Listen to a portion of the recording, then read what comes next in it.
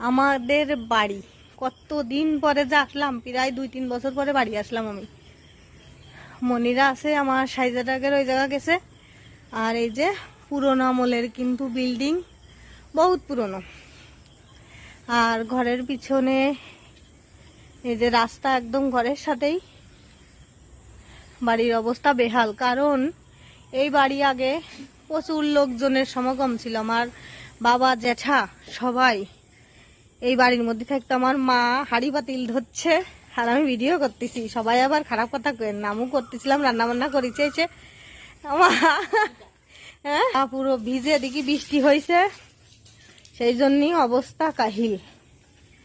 এই যে বাড়িঘরদরের অবস্থা কিন্তু বেহাল, কারণ অনেক পুরনো বিল্ডিং, দেখলেই বুঝতে পারতেছেন। এই মাঝখানে একখান রান্নাঘর আছে আমার জেঠার, তুলসীতলা, আর পিছনে বাগান। আর এই যে পুরনো একখান রান্নাঘর। এই যে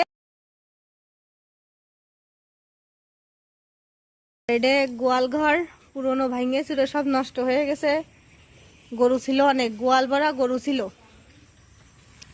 আর এই যে বিল্ডিং এর অবস্থা,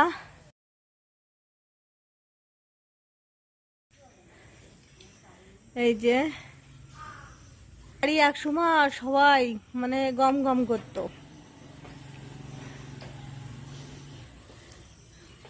আমার মাইজে যেটা, সাইজে যেটা, ন যেটা, আমার বাবা, আমার সাইজে মা, মাইজে মা, মা, আমার মা, সবাই এই বাড়ি। আমার দাদারা, বড্ডা, মেজদা, শেষদা, নদা, বড্ডি, মেজদি, শেষদি, নদী, ভাই আছে 2-3টে ছোট, সেগুলো এই বাড়ি। তাহলে বোঝেন কি অবস্থা। আরো লোকজন তো ছিলই। এই বাড়িটা সবসময় জন্য গম গম করতো। এখন ওই যে কয়টা আম পাড়তেছি, আম পাড়া হচ্ছে, আম নিয়ে যাব কয়টা। আসলাম যখন বাড়ি, এই যে অবস্থা। আসলে বাপের বাড়ি আসলে কার না ভালো লাগে কন। আর আমি তো মেলা দিন পরে আসলাম, তাও থাকতে পারতেছি না, চলে যাব একটু পরেই। ঘুরে ঘুরে বেড়াচ্ছি একটু রাস্তা দিয়ে, আর বৃষ্টি আসছে, দেখেন জল পড়লো, কি একটা অবস্থা না। এই যে সেই রান্নাঘর, এই জায়গা পিছনে রান্নাঘরে এখনো রান্না বান্না কাজ চলতেছে, ওই জন্য লাইটটা জ্বলতেছে, কারণ আমি আর আমার মা রান্না বান্না করতেছিলাম।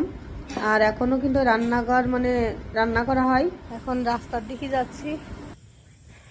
আর এই যে এই পাশে এটা হলো আমার নজেটার ঘর, দেখাচ্ছি।